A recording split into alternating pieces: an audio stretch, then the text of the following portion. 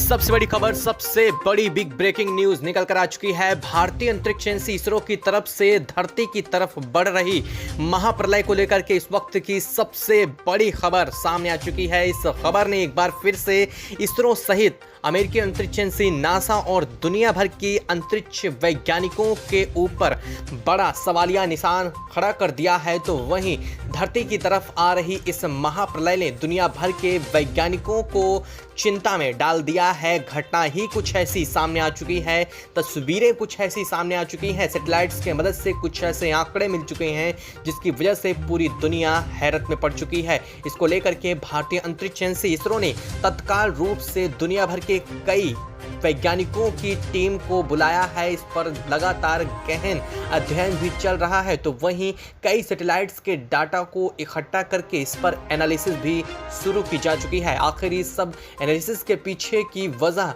हो ही क्यों ना, क्योंकि ये जब बात धरती पर तबाही की लेकर के या फिर धरती के अस्तित्व पर खतरे को लेकर आती है तो वैज्ञानिकों को सबसे पहले इस पर ध्यान देना ही पड़ता है। और ऐसी ही घटना कुछ इस वक्त सामने आ चुकी है जिसने पूरी दुनिया को हिला करके रख दिया है। पूरी दुनिया भर के वैज्ञानिक चकाचौंध रह चुके हैं। तो वहीं दुनिया भर के कई भूगोलवेत्ताओं ने इस आ रही तबाही को लेकर के पहले भी भविष्यवाणी की थी, जो लगभग अब सही होती दिखाई दे रही है। इसरो ने हमारे सौरमंडल में प्रवेश कर चुकी इस तबाही को लेकर के बड़ा अपडेट दिया है। मंगल ग्रह की सतह पर काम कर रहे कई सैटेलाइट्स की आंकड़े और या साथ ही साथ बृहस्पति की सतह पर काम कर रहे कई सैटेलाइट्स के आंकड़ों ने सूरज से निकलने वाली इस सौर फ्लेयर को देख लिया है, रिकॉर्ड कर लिया है। इससे आ रही तबाही को भी भांप लिया है। वैज्ञानिकों का ये कहना है जिस तरह से अन्य ग्रहों पर ये आफत, ये सौर फ्लेयर, ये रेडिएशन तबाही मचाता हुआ धरती की तरफ आ रहा है,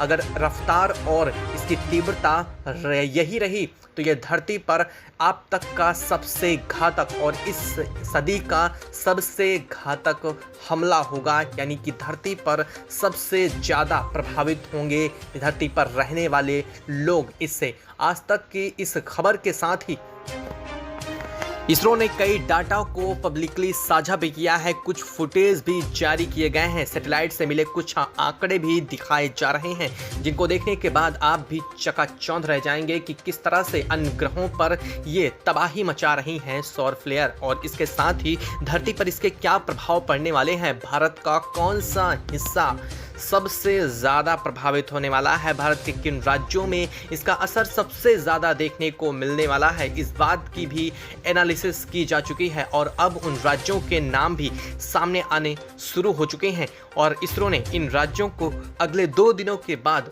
रेड अलर्ट जारी करने का निर्णय भी लिया है। कौन है वो 2 राज्य जिन पर ये अलर्ट जारी करने की खबर सामने आ रही है, बताएंगे आपको इस वीडियो में। तो चैनल पर बने रहे, वीडियो को लाइक और चैनल को तुरंत सब्सक्राइब कर लीजिए।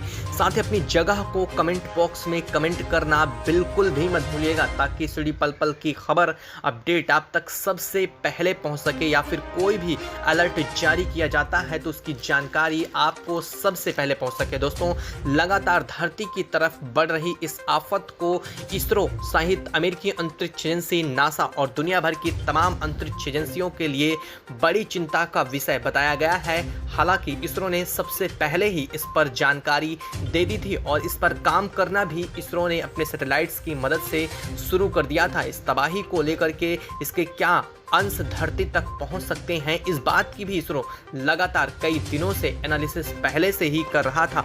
और अब इस खबर के इन सभी अपडेट्स के सामने आने के साथ ही अमेरिका भी खासा चिंतित दिखाई दे रहा है, क्योंकि घटना धरती पर कई बड़ी जगहों पर तबाही को लेकर के सामने आ रही है। और ये धरती पर अगर एक बार सौर फ्लेयर्स ये पहुंचती हैं तो ये धरती के कई चीज़ों, इलेक्ट्रॉनिक डिवाइस से लेकर के हमारे धरती के वायुमंडल तक को प्रभावित कर सकती हैं। यहाँ तक कि ये धरती के अंदर भूगर्भ में मौजूदा मैग्नेटिक फील्ड तक भी अपना प्रभाव छोड़ेंगी। इन मैग्नेटिक फील्ड के प्रभावित होने के साथ ही धरती पर कार्य कर रहे तमाम इलेक्ट्रॉनिक उपकरण भी खराब हो सकते हैं। इसरो का यहाँ तक कहना है कि ये सौर फ्लेयर्स के साथ इतना घातक रेडिएशन जनरेट हो रहा है जो कि कई ग्रहों पर काम कर रहे सैटेलाइट्स को बर्बाद कर चुका है और ये लगातार धरती की तरफ बढ़ रहा है।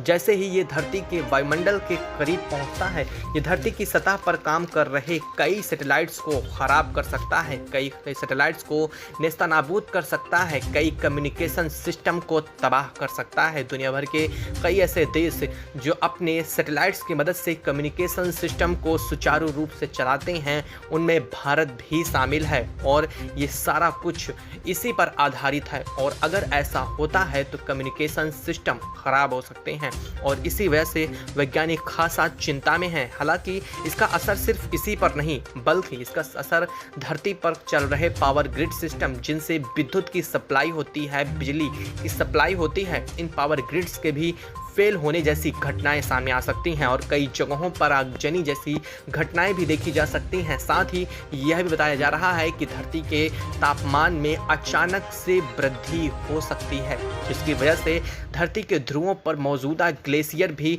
खासा प्रभावित होंगे और ये धरती के लिए एक बार फिर से जिस तरह से ग्लोबल वार्मिंग को कम करने की बात की जा रही है उसके लिए एक विपरीत प्रभाव पैदा करेगा। यहाँ तक कि यह भी माना जा रहा है इसकी वजह से भयंकर सुनामी आ सकती है। दुनिया भर के कई देश इससे प्रभावित हो सकते हैं। ये सुनामी दुनिया भर के कई देशों को निगल सकती है। यहाँ तक कि हिंद महासागर से लेकर के प्रशांत महासागर और अटलांटिक महासागर ये सभी इसकी चपेट में हैं। लेकिन बताया जा रहा है कि जिन राज्यों में पहाड़ी क्षेत्र हैं यानी कि जो राज्य समतल से अधिक ऊंचाई पर बसे हैं उन राज्यों में इसका असर जल्दी दिखना शुरू हो सकता है। यानी कि बिहार और यूपी के ऊपरी हिस्से में, साथ ही कश्मीर, लद्दाख, हिमाचल प्रदेश, उत्तराखंड और अरुणाचल प्रदेश, मेघालय, सिक्किम ये राज्य जिनके पास पहाड़ियाँ मौजूद हैं, पहाड़ी क्षेत्रों में इसके असर ज़्यादा और सबसे पहले देखने को मिलने वाले हैं और इसी वजह से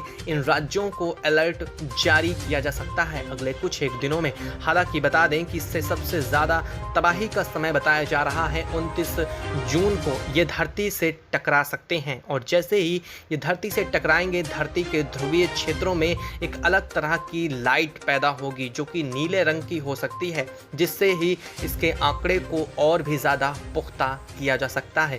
जितने ज़्यादा क्षेत्र में ये लाइटें फैलेंगी, जितने ज़्यादा क्षेत्र में ये प्रकाशमान होगा उतनी ज़्यादा इंटेंसिटी इसकी मानी जा सकती है क्योंकि ये धरती के ऊपर मौजूदा ओजोन से भी क्रिया करता है। और साथ ही अमेरिका का यह भी कहना है कि इसको रोकने के लिए एक बार हम प्रयास ज़रूर कर सकते हैं क्योंकि इसके पास एक केमिकल्स के छिड़काव की वजह से इन्हें कुछ समय के लिए ठंडा और इससे कुछ समय के लिए रोका जा सकता है।